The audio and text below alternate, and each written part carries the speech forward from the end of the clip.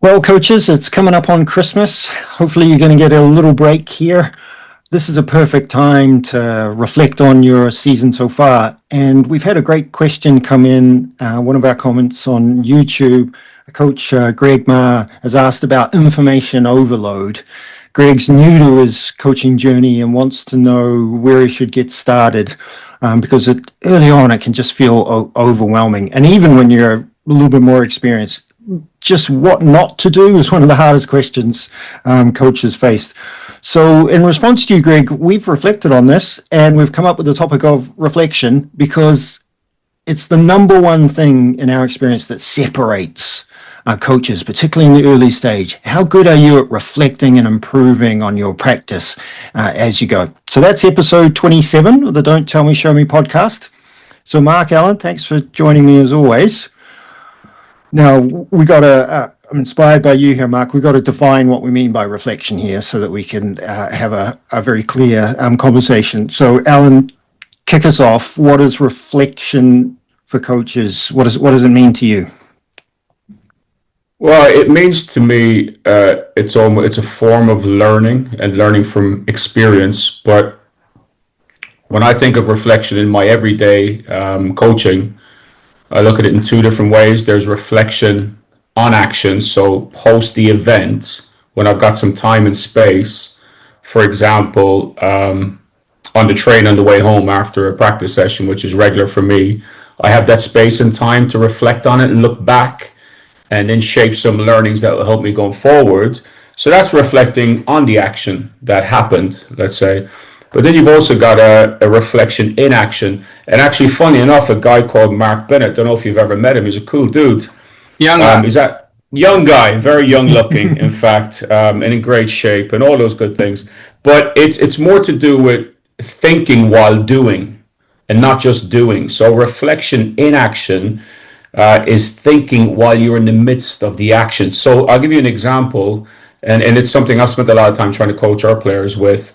When you do something on the offensive end of the court, in that moment of transition when you're running back or there's a brief stoppage of play, or you're transitioning from one action to the next, or you're subbing out, it's a moment you can reflect on what just happened and digest that. And it's a quick cycle, and we won't get into the weeds of the how and the what. But for me, reflection sits in two spaces, and two very rich spaces when it comes to learning. So I would imagine reflection in action is quite challenging, and that sounds like a whole episode in itself. So maybe we should choose one of these two. So because Christmas is coming up, why don't we choose reflection on action? So that's that post event, and we can focus on that for this conversation with the coaches, because it's obviously perfect timing. But that strikes me as a hard thing to do really well, because if I'm in my own head and I'm not involving anybody else, I'm just subject to confirmation bias, etc. Mark, what do you like? How do you guide what's important for you in this reflecting on practice, and how do you guide a coach through that process? There's so many elements. I think there's three that stand out for the purpose of this podcast, nice and short. One is ensuring that the data you're using to reflect, you've primed that before you start. That will allow you not to get involved in potential a score line or an outcome.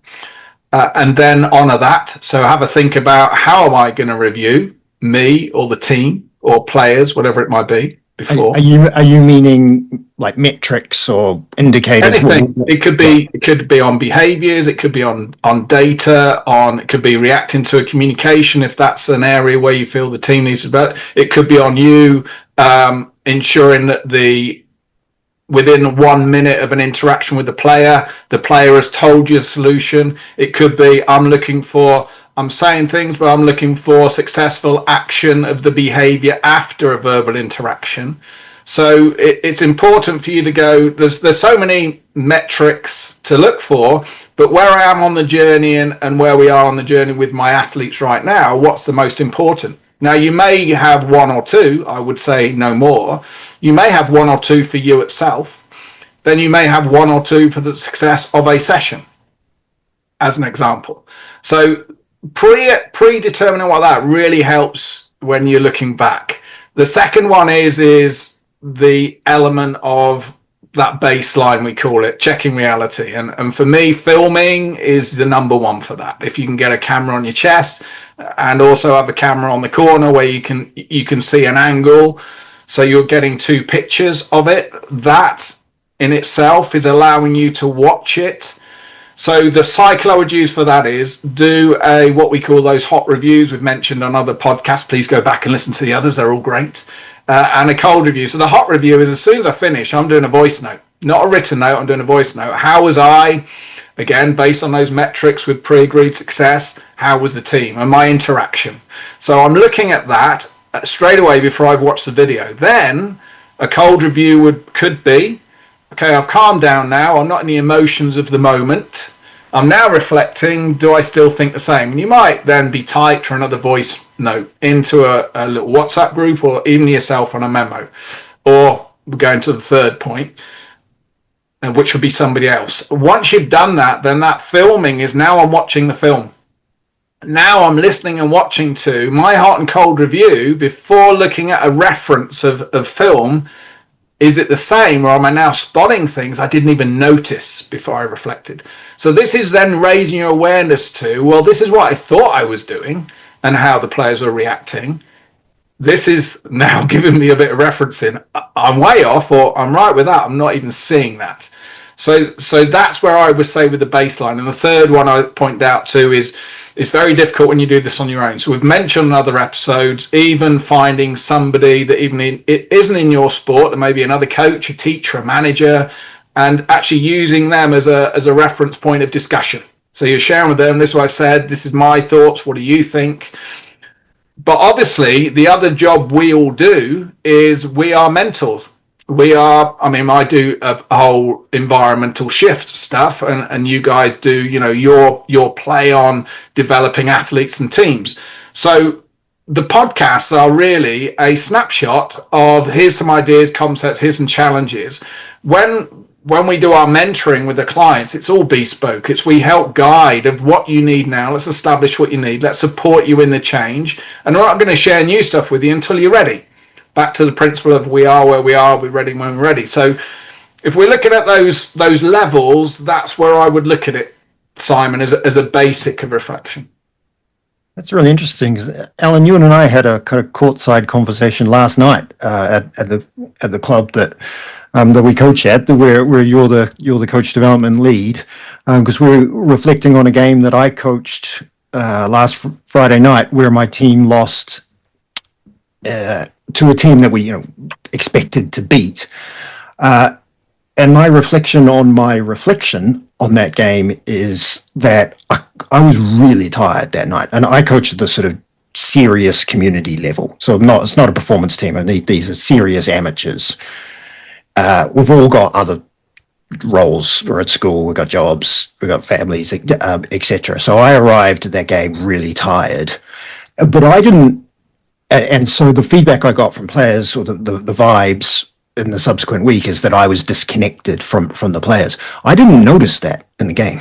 I didn't actually, so I couldn't reflect in action in that game. I think my just cognitive function just wasn't there. I was knackered, basically. And so there's that disconnection. And you helped me last night to reflect back on going into that, reflecting on my action in that game, and it became blindingly obvious to me that I had disconnected. So I'm confused as to why I couldn't really pick it up in the moment. In true community sport fashion, my assistant coach was coaching another group, the under-14s, somewhere else, and arrived basically at tip-off. So I didn't have the interaction with the assistant coach before the game. So I had nobody to bounce off. And in hindsight, I could have spoken to the captain or whatever, but in the time, I just couldn't do it. So I couldn't reflect in action, but you helped me last night to reflect on action. And then, Mark, you've prompted, I didn't do a review afterwards. I just wanted to get home. So I didn't do a hot review and I didn't do a cold review. I actually just wanted to forget the game and go to bed. That's where I'm at. I've offloaded onto you there. I'm just gonna quickly add something and then pass back to Alan, because I can see he's got so much he wants to share now. is the biggest challenge I have with my clients is we agree that we're going to do hot reviews, and I have to really nail them down. It can't be general. It says when. Okay, so after every match, great. What about practice sessions? Which ones? All of them, or let's target. Okay, it's these. What day? What time? So I know. So they've really looked at it. When things don't go well, the avoidance of doing that hot review is huge. So I've really got to prime and go, look, the review is not a reflection of success. A review is a reflection of your perception of reality. And if we start filtering our perception of reality irrelevant of the situation, it's very hard to reflect. We're partial reflecting. So it's got to be warts and all. So don't think, oh, I can't. If you're venting and you're swearing and you're just, out of it emotionally, share that, because that gives me an indication as a support network, and you, when you listen back to it, that's where you were. So it may be then, well, no wonder I'd lost it. Well, when did you lose it? Great, but we've got a point of reference now. I've got a page full of notes already, and we're 5 minutes into this conversation. And they're notes because not what you guys are talking about. What you're talking about is provoking more thoughts. So I am reflecting in action, podcast post-Christmas. Anyway, Simon, love what you shared. And love your reflections now on last night's reflection session, let's say. So if we look at what can reflection be, and you both hit the nail on the head, it can be very difficult. And Mark's just shared the challenges that coaches have with committing to reflective practice. If there's an agreement with somebody like Mark, with somebody like myself, because I experienced the same thing, Mark, with the coaches I'm working with. It's very difficult for coaches to follow through with. On the flip side of that coin, I actually wrote down here, reflection could be a form of recovery. Listening to Simon after his reflections, after a reflection session last night, because effectively what you've done is it's encouraged you or enabled you to pause, to intentionally think about what happened and to have some space to feel whatever you felt. And in other words, you're getting off the do cycle. And if you're getting off that do cycle of coaching, performance, be it community level, whatever level, you are out there performing something as a coach, whether it's practice planning and doing and repairing relationships, you're just doing, it doesn't matter the level. But when you do what you did last night, what we did, you do what you did this morning, you've taken time and space to feel something. And those feelings could help you to recover from maybe some challenging thoughts that was initially had. I want to get home, I want to get to bed.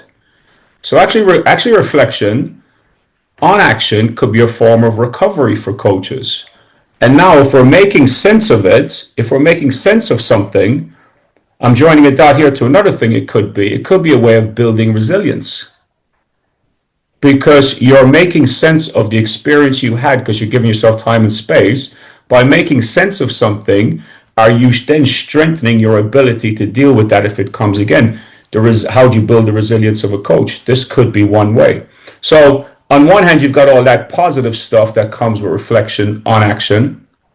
But you've also got what Mark said, it's very difficult to commit to because it actually isn't an easy process, and we'd be lying to listeners if we said everyone should be doing this. Why are you not doing it? Well, you're not doing it because it's difficult. And it's also difficult to keep it in line with what reality is and not create some narrative that you want it to be. I coached well, you didn't coach well. The players didn't perform bad, you didn't perform well enough to enable them to perform well. So it's difficult to take ourselves to those spaces. So in summary, I think the benefits are more than just learning. I think they could be building resiliency for a coach. They could be a method of recovery for a coach, but also they are really it's a really challenging space to get into and stay in, by the way. And I consider myself a strong reflective practitioner. I mean, a big portion of my professional doctorate was around reflective practice. And I still struggle to fully commit to being a reflective practitioner on a regular basis. But that's where, Alan, who's your check and challenge? Who's the person that you've said, right, I'm going to commit to, and then if you don't, I'm giving you permission to reach out? Who is that? My wife. That's what she. If she ever listens to this, I'm saying that it's Esther, Mark. It's absolutely Esther. Do you know what, Mark? If anyone that hasn't met Esther, Alan's done very well. If I can use that as a compliment. Punching above his weight, I think, is the expression. Do you know what? As the old saying goes, if I had a penny for every time I heard that, I wouldn't be on a podcast with you two. I'd be sitting in Barbados on a beach or somewhere, right? Australia right now. Moving on swiftly, but you're absolutely right, gentlemen. I think it is context based, Mark. So I feel there's people who I am accountable to, or hold me accountable to what I'm supposed to be doing, because I'm responsible for certain things, and people I have to consult with to get stuff done. So I think it's context based, and I feel there's a few in that space. I would consider Simon as someone in that space with our business with movement. I would consider my boss at my other work in Edinburgh, the club, or CEO, as somebody that does that. So context based, but I think it's easy to avoid that.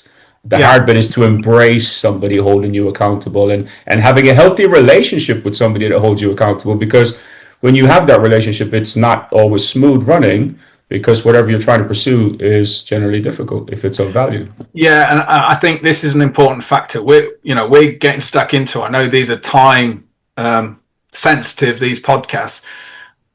We're going to get into, what does that reflection look like and what can we do with it? But the reality is, if you need to recognize, are you someone that will commit to the times you said you were going to, whether it's going well or not, or indifferent? If you're not, what support, check and challenge strategy are you going to put in place, which is normally another person. You go, this person, if I ask them to, they will check and challenge me. Set that explicit agreement up before. Because one of the things I have, and I know within the business I work, the elite sport, the grassroots, is the regression of an agreement. So we agree we're going to do something, and we do it for a couple of weeks, and then we get caught up, and all of a sudden it starts to drop. So who's the person in that group that is going to, yes, we want you to check and challenge yourself. Hey, I'm not good enough. That's like unacceptable based on my standards. This is what I'm going to do. But having someone external that you've said, look, this is what I want to commit to. This is why I need your help with this, because I recognize there's times when I don't. What does that look like? What's the permission? Make sure they're in the social, whether it's WhatsApp, Slack, whatever you're using. And that's going to help you be successful in the times when you don't feel like it. And I think that's an important success criteria. Can I just comment on that one? I know you're going to add some value, because I feel you give an expression on your face. It's that thinking expression, and you generally come out with some gold dust. So I'm really teeing you up here to commitment. It's actually boredom. Okay. Very closely related, in fact, yes. But Mark, I think the hard part is finding that person, because that person also can't be a pace setter, because they'll leave you behind. Like, they'll hold you accountable so firm, they'll squeeze you so tight that you'll avoid. And also, what you don't want is somebody who's a yes person and is just going to modelly coddle you and be just be a sounding board for you. That doesn't work either. So I think the hard part is actually not just finding that person, but building a relationship of understanding and acceptance between both, that I am going to hold you accountable. You probably will get this wrong at some point, and we'll navigate it to get back on track and recalibrate together in a healthy way, not in a way that you feel guilty or shame or avoidance, or not in a way I feel anger and frustration that you haven't followed through. I think that's the really difficult bit. And Simon, you shared in the previous episode, and we did an episode a few before the previous episode, where we talked about when we're setting up, I think it was one of the early ones actually, we were setting up about a team behaviors and the culture. And we talked about the team's going to be really excited in this meeting. They're going to go do this. And sometimes you have to be the one, really? When it's cold, wet, when we've had a 4-game loss run, you still going to commit to this? So being that check. And then what you mentioned, Simon, in the previous podcast, which was really important, is once you commit to that agreement and there's clarity, if it's not going in the way that we thought it would, if someone isn't committing, the behaviors of choice execution, we can review it. But we can't review it unless we first committed to it. But that time, and it links into what you said there, Alan, is go, okay, let's have a chat. We said we were going to do this. Have we set the bar too high to where we are now? Or are there barriers that we can adjust that we're not yet? But having that recheck, readjust, let's go again. I'm struck by the age-old question of who coaches the coaches, because in my experience, isolation is one of the things that leads to coach dropout. I think coaching in isolation without that kind of peer network, without somebody you can bounce ideas off, or even without somebody at home who can empathize, it just gets really hard. Like, it's really fatiguing. And you can keep it going for a season. You might even keep it going for several seasons, but it will catch up with you. Like, it really caught up with me. In our club in the early days, I was the only coach at the beginning, and then there was 2 or 3. And so for the first kind of decade, I was the most senior coach. So I didn't have a reflection buddy at all. But basically, things have changed quite a bit since then. Now I'm just one of the many coaches. But that problem of like too many coaches are doing this in isolation, it's really significant. And for those that have the resources or the organizational support to access, a mentor like one of you two, that's a great solution.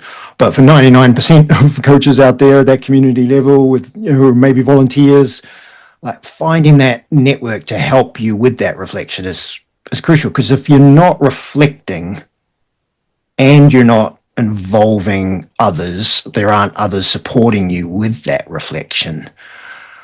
Well, it's a slippery slope that ends with burnout and quitting.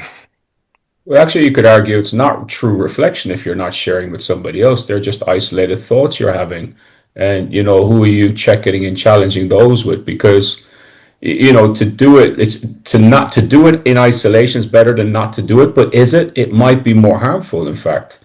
Sharing with somebody else gives you the opportunity to go, what sense are you making of these reflections I'm having?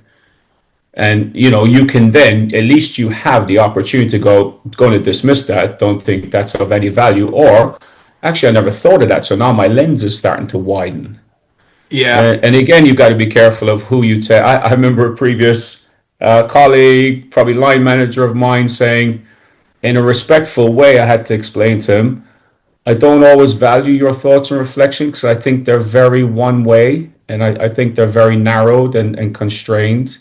So thank you, and continue to by all means, but I need to have an honest conversation with you that they're not adding a lot of value to me. In fact, I find myself disagreeing with them a lot, and then I'm asking myself, why am I disagreeing with you? Why do I find myself in this space? So I was reflecting on how I was experiencing these reflective sessions, and I had to have an honest conversation with a line manager to say, these are not working for me. Hence, I went back to Mark. Honestly, before you go in, Mark, I actually remember, these were long drive homes I used to have regularly, daily. And I remember reconnecting with you to share my reflections because I was getting a disconnected, non-emotionally attached person to the environment I was working in. I was getting their perspective on my reflections. I wasn't getting a biased perspective on my reflections, or a narrowed, emotionally attached perspective, which is important. I think there's a couple of important points there, Alan. One is, you're absolutely right, is when you're selecting that person, they can't be in your echo chamber. They need to have great empathy, not sympathy, and they need to maintain objectivity. But also, for me anyway, we need some pre-agreements in what is success. So I would say, even if worst case scenario, no one. I mean, I set my members area up literally virtually, so you don't need me and its resources, but you can link in with somebody, and then that can be your support network. But the key thing, imagine you're on your own, worst case scenario, you've got no one yet, you're listening to this, go, well, I want to start reflecting. For me, what you must do is, even before a practice session, as an example, you even voice record yourself or set a little note up. Success for me is this in this session. Success for me is this match. What does it look like? Even set some UAEs, what would be acceptable, unacceptable for me, what would be exceptional. So then when you reflect, instead of being so emotionally caught up, you can look back and go, no, I've got to reflect on what I said success was at the beginning. Now I've got a point of reference that can help guide me. And that's important for the person that is listening to you as well, is sharing that with them. So then when you start shooting off on a tangent, they can say, well, remind me what you said success was. Okay, review that. And all of a sudden now it's helping me go, oh yeah, breathe. Okay, yeah. Well, it wasn't too bad then, was it? No, it was actually exceptional. But you're caught up in this, which wasn't your success criteria. Yeah, I mean, that's the plan, do, review cycle that we talk a lot about it in our movement methodology. Is if you plan, that includes targets, performance keys, whatever language you want to use, and you set your intention, so who you want to be in this next game, this next practice, then reviewing gets a whole lot easier because you've got something to review against rather than just vaguely talking about or thinking about what happened. That jumps on, Simon, to another area that people can trip up on this, is you cannot look at a session in isolation. It's the worst thing you can do, or a match in isolation, because you'll just be disappointed and frustrated. People take time to change, either it's behaviors, communication, tactical choices, scanning, state, live reflection, execution, whatever it may be.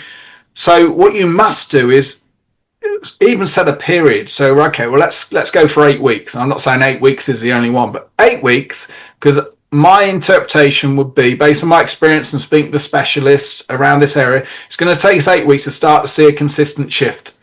So now I'm giving myself that period of time. So, okay, what is success for me? But what is success for the team? What's that look like? And now when I'm reflecting, I'm not making something new up each practice session. I'm not making something new up each match. We're saying, we're going to have time. It's not going to just change. And that will allow you to have a bit more trend referencing, because we know it's a bit non-linear. It's a bit like a roller coaster, and we hope it should slowly go up, but there will be dips, where it allows us then not to get caught up and go, it didn't work, I'm dismissing it. It's not working. I need to try this. And I use the word try because that's the problem. You're chucking stuff in with no real intentionality, no real belief that you're going to get success, because the last 5 times you chuck something in, I didn't. So I'm just clutching at straws again, as opposed to what are the fundamentals? I baseline myself for me and the team. What are the most important? What does that look like? Have I shared the value with them, which we've talked about in other podcasts? Okay, how are we going to measure it? Do I need to prime them before every practice and match? Remind me what success was. Do I need to keep connecting during the session? And then afterwards, I reflect me first and then others on what we said success was. So that priming over weeks and not each individual session is so important. Well, look, I think this is a Christmas episode about supporting coaches to be reflective over Christmas. I think we could talk about reflection until Christmas between the three of us here. Can we go to the rapid fire round, or is there Alan, are you sitting on something you want to share before we do? It just on what Mark said there, I think it's also okay to pump the brakes. Like if you find yourself you haven't followed through, like it's not a case of beating yourself up about it. Just reset and go again. And because that's what I do often. I reset. I guess I'm starting a quick fire buzz around here. I just reset and go again very often, and I'm okay with it. I didn't reflect on last night's practice, no problem. Maybe I won't get to it, but I'll get to the next one. So I think there's an element of like, this is not easy, be okay with that. And when you're not consistent and continuous with it, don't beat yourself up, reset, go again, we're off and running. Yeah. Well, let's keep going. My rapid fire is a blatant copy and paste of something you said, Mark, because I just want to emphasize this, because this is something that coaches can just do today. It's the hot and cold review.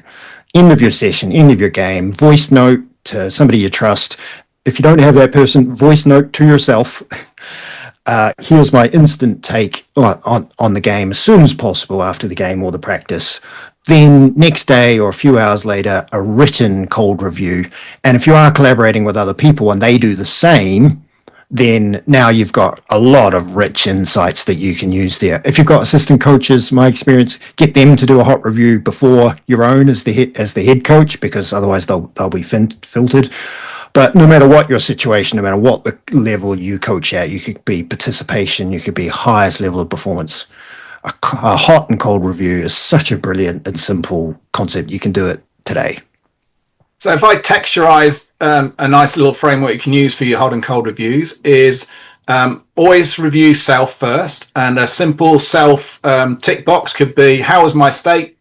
How are my interventions? And how successful were my interventions? That could be a nice little element itself. And then you just look at team based on the pre-agreed every times that we've talked about in previous episode, and keep it as simple as that. Before I give a quick one, going back to Simon's and Mark's previously, I do a lot of listening back to my own voice notes. And if I send a voice note to somebody on WhatsApp, which I do, and specifically to coaches, I actually listen back to what I said, because it helps me shape it better if I need to go again. But I'll give a little framework following the line of direction Mark's gone on. A very simple, easy to do, could be walking to your car, walking back to the train station, could be walking out of the gym. What did we do? Why did we do it? And is there a better way to do it? So just a little framework there to start somebody off who's never done this before. Ask yourself 3 questions at the end of your practice. What did we do? Why did we do it? And is there a better way to do it? Could be a simple framework to start the process. Well, I see your 3-step framework, and I raise you another 3-step framework, which is very similar, which is the basis for our review products at Movement, which is a reflection methodology that we took from nursing. If coaches think they're too busy to reflect, or try being a nurse, and so their quick reflection process is what, so what, now what. So number 1, what happened?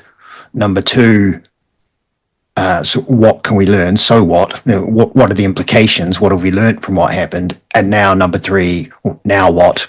What are we going to do about it? What are we going to do next time? Make sure you prime yourself with what you're going to measure, how you're going to measure it before you start. And make sure if anyone's in the loop on that, you've shared with them as well, so you've got support during and you're not just waiting till the end. Establish a peer reflection group or peer reflection circle. I'll give you a quick example. Mark came into a school I worked in London many years ago. It feels like many years ago. And it was an English, math, science teacher, senior leadership team member. And we set them up to meet every Thursday to do some peer reflection on the week they just had around the things that they were trying to implement in their lessons with the support from Mark and myself. And that peer reflection group could almost, if someone came into it, they would think it was a well-being activity. It was so powerful. So create a peer reflection group with trusted others in your domain. Okay, let's try and go around one more time, and then only one, Simon, and then we'll give Mark an extra one after that. Start with wins. The reflection process can sometimes be, if you're not careful, it can sometimes be inherently negative and self-critical, and maybe that's partly why there's some resistance to that reflection process, is that it might involve some self-criticism, and that's maybe understandable, but you've got to be careful that you're not just basically flogging yourself after every game of practice, all the things I did wrong. So start with your wins. What worked? What did you do well as a coach in this last practice or session? What did you notice the players doing well? Especially after a bad practice or a bad performance. Like challenge yourself to actually come up with some positives or even some things you're grateful for after a negative performance. I call those highlights and lowlights in that, Simon. That's not my point, by the way. Don't steal that one. It doesn't count. One of mine. When the other element that's really useful is if, say, for instance, you have a match on a Saturday and you've coached a week, do a cold review of the week before the match. I also, in my performance groups, I ask all the players to do this. So it may be they agree they're playing on Saturday, so Friday night, everyone will review the whole week. How was practice? How was our content? How was our understanding? Do we think we had the right balance? Don't do it after the match, because if you do it after the match, and itself you do it as well as a coach, if you do it after the match, the score line will definitely impact how you reflect on how the week was. We've got to reflect on the data we know, and the data we know is we didn't have the match. So based on the data we had, how was my content, my choice, my interaction, that level of pressure load, which obviously is another layer we talk into. Then I can do another one after the match, but it's giving me the data that allow me to actually look at it more fairly, give it the fair chance of reflecting on the week. I have to make a confession. I've got two as well, so sorry. I'm going to play the Mark card this week. But anyway, my first of two, active reflection. I've just come up with that term, active reflection. And again, I'm displaying my own biography here. I reflect best when I leave the phone at home and I go for a walk with the dog. I reflect best when I'm cycling to the gym in the morning, like one of these mornings that's not a stormy weather like today. So active, I guess when you're being physically active and you can find space to reflect, I find you generally reflect better. I think there's some connection there between the physical action of moving and my mind moving with my body, let's say. So will I save my second one and let Mark go again, or? Yeah, go for it, Mark. Oh, okay. When you're reflecting, remember it's a perception of your experience. There's no right and wrong. There's no it's great, it was poor. When you're sharing in a group with others, that's all they're asking for. Don't second guess anybody. Don't think what should they want to hear. What do I think head coach is going to think or is going to say? Be raw, be authentic to you, and just share as you see it. That's a true hot review. As soon as you filter it, it's not a reflection. Great. Okay, Alan, share us your last one. My final one is help your players to become skilled in this space, in this area. Like, regardless how good you think you are, have the conversation with the players about the benefits of them becoming reflective practitioners, and maybe help them with a framework and a simple framework. So like I gave one a while ago that I've given to a couple of our senior players, like, what are you doing? Why are you doing it? Is there a better way to do it? It could be to do with lifestyle choices as well as stuff that's on the field of performance. Okay, well, thanks, guys. We've got one more episode to come before Christmas, and in the final week before Christmas. That is going to be our reflection episode, where we look back on all the previous episodes of season 1, pull out some highlights. So for coaches listening, firstly, thank you. If you've survived to the end here, then we really appreciate it. Please subscribe. Please give us a 5-star rating if you can. We're not getting millions of views. We're not getting thousands of views. We're sometimes getting hundreds of views. Most of the time we're getting dozens of views. And that's actually fine for us, because we're starting this thing small and we want to help coaches. We're not a big marketing machine, so we're really relying on our first batch of listeners, the people listening to this one right now, to help get the word out about this podcast. If you subscribe, if you like, if you post a comment, if you give us a 5-star rating, unlike massive podcasts, it will actually make a really quite significant difference. So thanks to everyone for listening, and we really appreciate it. And we're looking forward to the last episode before Christmas, and then we'll come back bigger and stronger in the new year. So thanks, Mark. Thanks, Alan. Thank you.